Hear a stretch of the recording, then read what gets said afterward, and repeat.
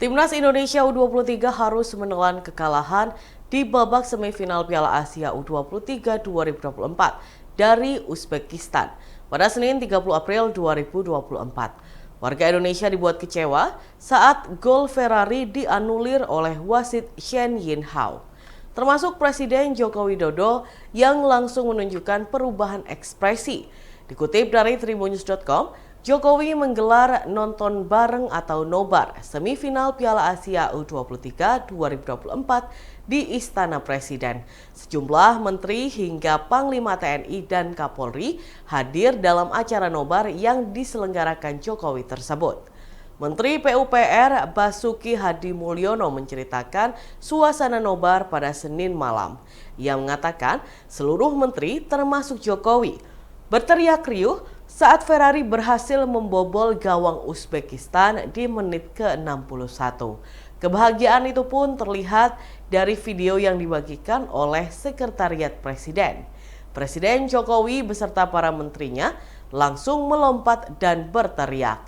Namun ekspresi itu berubah drastis saat wasit Shen Yinhao menganulir gol Ferrari dengan alasan offside. Pak Bas mengatakan Jokowi dan para menteri yang lain langsung down. Kondisi itu terjadi setelah wasit mengecek keputusan melalui VAR. Meski begitu, Jokowi tetap memuji penampilan Timnas U23 Indonesia meskipun gagal melaju ke final. Pasukan perlawanan Palestina dan tentara Israel terlibat perang sengit pada Senin 29 April 2024 di jalur Gaza Tengah. Pasukan pendudukan Israel mengakui 2 tentaranya terbunuh dalam pertempuran itu. Menurut informasi dari radio tentara Israel, selain 2 orang tewas, seorang lainnya juga mengalami luka parah. Mereka ialah sersan cadangan Ido Aviv, 28 tahun, yang bertugas mengendalikan kendaraan lapis baja Batalion 9232. Lalu ada Osbet Yiftah dan sersan cadangan Kalkidan Mahari 37 tahun yang berada di Batalion 223. Sebelumnya media Israel juga melaporkan bahwa tentara Israel Zionis terlibat perang sulit dengan Hamas. Akibatnya 2 tentara cadangan dari Divisi 99 terbunuh. Sementara 8 lainnya terluka parah saat bertempur dengan Hamas di pos pemeriksaan Netzarim. Dengan kematian mereka, jumlah korban tewas tentara Israel sejak 7 Oktober 2023 meningkat menjadi 610 orang. Media Israel mengumumkan bahwa 3.311 tentara terluka sejak pertama kali Hamas menyerang, termasuk 514 dalam kondisi serius, 166 luka sedang, dan 53 luka ringan. Pendudukan terus menderita kerugian besar dalam pertempuran melawan perlawanan. Diduga kerugian yang dialami Israel jauh lebih besar dibandingkan apa yang diumumkan. Staf Biro Umum Pengadaan Kementerian Pertanian atau Kementan RI Muhammad Yunus mengungkapkan Kementan mengeluarkan anggaran sekitar 3 juta rupiah per hari untuk pesan makanan secara online ke rumah dinas mantan Menteri Pertanian Syahrul Yassin Limpo atau SYL.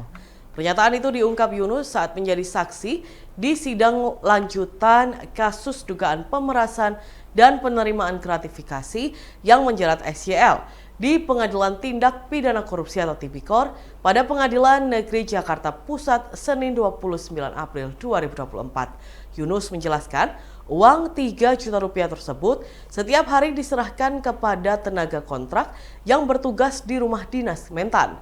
Hakim kemudian mendalami terkait sumber uang tersebut.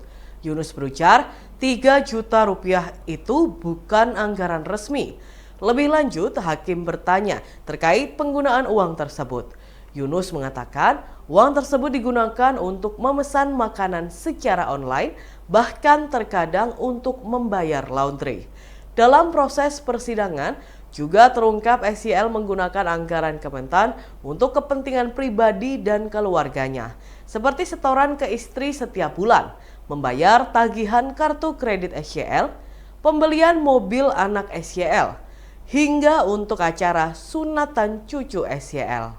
Sebelumnya SYL didakwa melakukan pemerasan serta menerima gratifikasi dengan total 44,5 miliar rupiah dalam kasus dugaan korupsi di Kementan pada rentang waktu 2020 hingga 2023. Pemerasan dilakukan bersama Kasdi Subagiono selaku Sekretaris Jenderal Kementerian Pertanian periode 2021-2023 serta Direktur Alat dan Mesin Pertanian Kementerian Pertanian tahun 2023 Muhammad Hatta, antara lain untuk membayarkan kebutuhan pribadi SYL. SYL didakwa melanggar pasal 12 huruf E, junto pasal 18 UU nomor 31 tahun 1999 sebagaimana telah diubah dengan UU nomor 20 tahun 2001 tentang pemberantasan tindak pidana korupsi junto pasal 55 ayat 1 ke 1 KUHP junto pasal 64 ayat 1 KUHP. Setelah sempat terombang-ambing semalaman di tengah laut, seorang nelayan asal desa Kecamatan Jangkar, Kabupaten Situbondo, Jawa Timur, akhirnya ditemukan selamat pada Selasa 30 April 2024. Sebelumnya, nelayan bernama Hanito tersebut sempat dikabarkan hilang kontak saat melaut.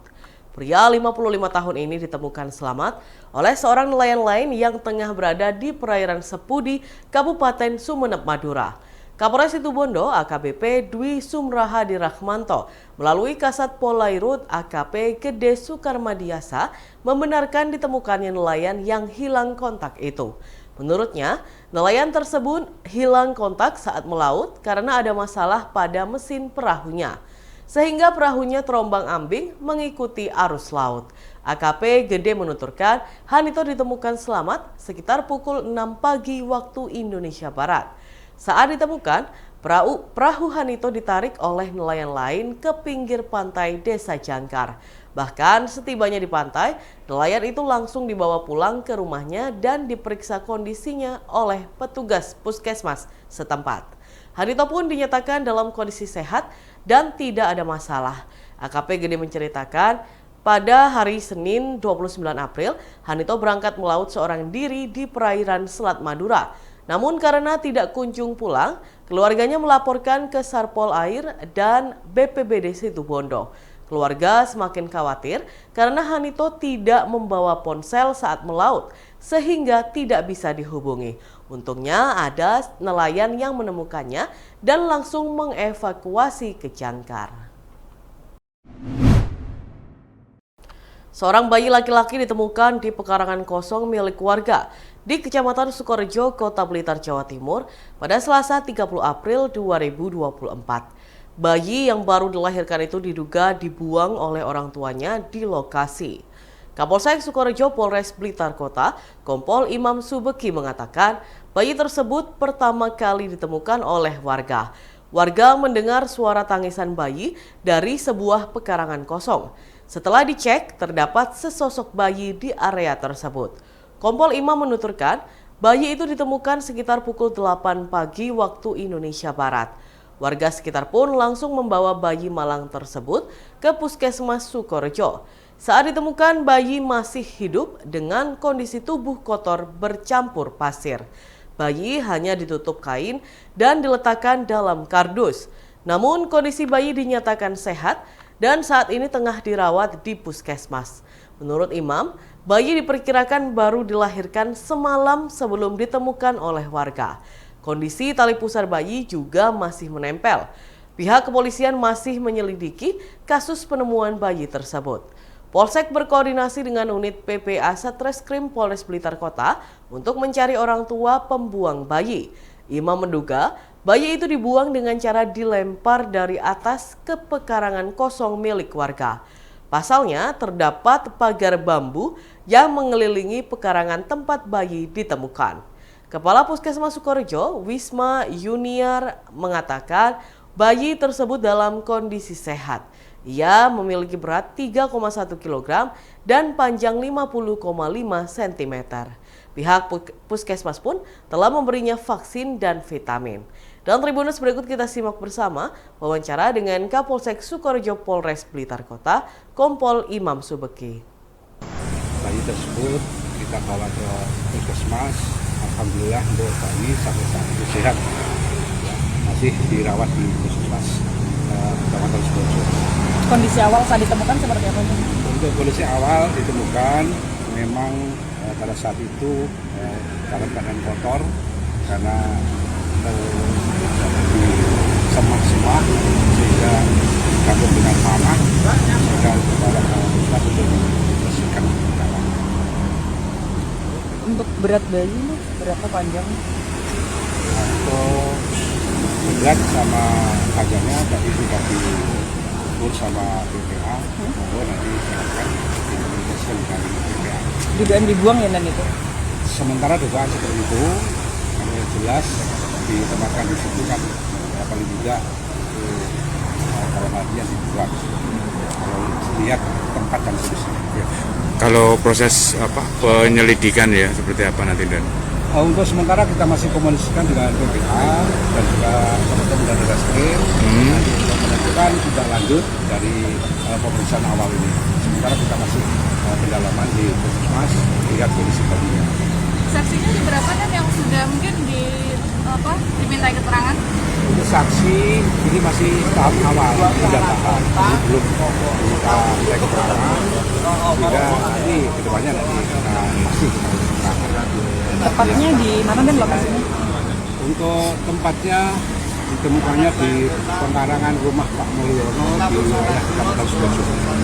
Kosong pekarangan. Pekarangan kosong. Kalau Ya, di semak-semak di dalam situlah. kalau bayinya dibungkus taruh kardus atau apa waktu? Untuk bayi hanya ditaruh di kardus saja. Taruh kardus. Iya. Telanjang apa? Iya, telanjang. Kemudian dari saksi kemudian tadi dikasih kaos menutup sementara. Nangis ya, dan awalnya saat ditemukan? Ya, Suara. saksi mengetahui karena nangis. Ada. Ya, Kira dicari. sehingga ditemukan bayi tadi. Baru dilahirkan ya? Kalau Semalam. Malam. Tali Ya. pusarnya Tali pusarnya Masih ada. dan itu kan pagarnya kayaknya ada pagar itu dilempar dari luar. Ya, kalau melihat situasinya kemungkinan seperti itu. Karena pagernya itu kan rapat. Ya, rapat dan Tinggi. Sehingga tidak mungkin kalau masuk Masuk di baru itu tidak mungkin. Berarti dilempar dari. Kelihatannya seperti itu. Tapi kalau dilempar mestinya kan terguling atau Ya, apa? alhamdulillah itulah keajaiban dari bayi tadi. Atau mungkin Nyantol berarti ya? dibuang sama, kalau posisi pekarangan sama rumah? Yang punya rumah maksud saya? Jauh. Jauh. Iya, itu rumah. Itu pagernya keliling sampai. Pemiliknya itu di luar pekarangan. dalam. Tapi kondisinya kardusnya nggak terbalik ya, dan? Ya. Alhamdulillah terus. Atau mungkin manjat ya. Baik, makasih Pak Kapolsek.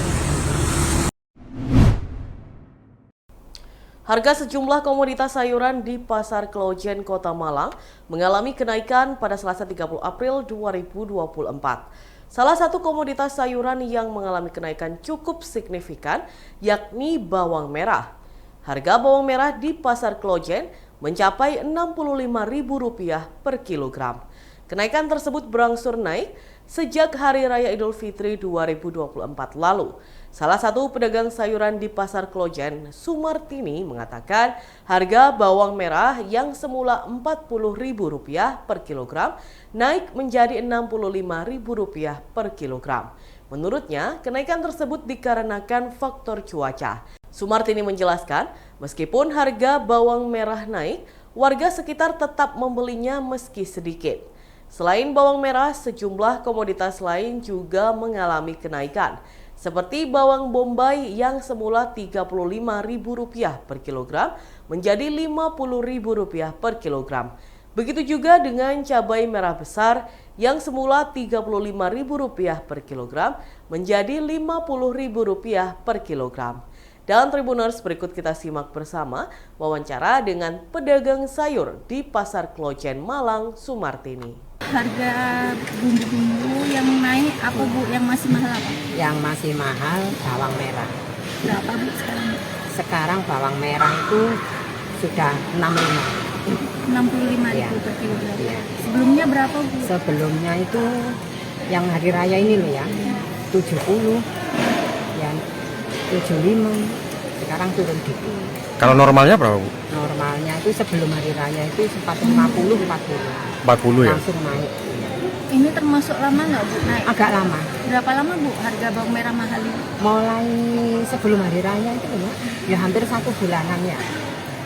Ngaruh nggak Bu ke penjualan Bu? Iya. Gimana? Biasanya orang beli setengah kilo, 1 kilo, sekarang kebanyakan seperempat, setengah kilo itu. Kalau pas beli alasannya apa, Bu, katanya? Alasannya mahal. Cuaca Kok mungkin? mahal? Iya. Kok mahal? Beli seperempat aja. Bu dengan mahal ini terus penjualan turun, Ibu Iya. juga mengurangi stok jualan nggak? Iya. Biasanya biaya 5 kilo atau berapa, sekarang nggak terlalu banyak. Terus kualitasnya juga gimana Bu? Bawang merah kan cepat busuk ya Bu? Iya, ya itu. Bawang merah itu kalau nggak cepat laku kan busuk. Jadi ya itu saya beli ya 3 kilo, 4 kilo. Kadang 1 hari nggak. Kalau selain bawang merah Bu, yang naik apa lagi? Sekarang Bombay. Bombay itu 30 kemarin. Terus sempat 35, 40. Sekarang 50. Kalau cabai? Cabai besar itu kalau sekarang naik yang besar. Sekarang yang besar 45. 45, kalau cabai kecil 30. Kemarin sebelumnya berapa? Bu? Sebelumnya cabai besar itu 35, 40. Bu, kalau kata pemasok penyebab kenaikan ini apa Bu? Ya mungkin ya apa karena hujan, apa karena pengirimannya gimana ya Mbak ya. Kok semua naik. Tapi kadang kalau turun tuh langsung drop 5.000, 10.000 gitu Mbak turunnya. Download Tribun X sekarang, menghadirkan lokal menjadi Indonesia.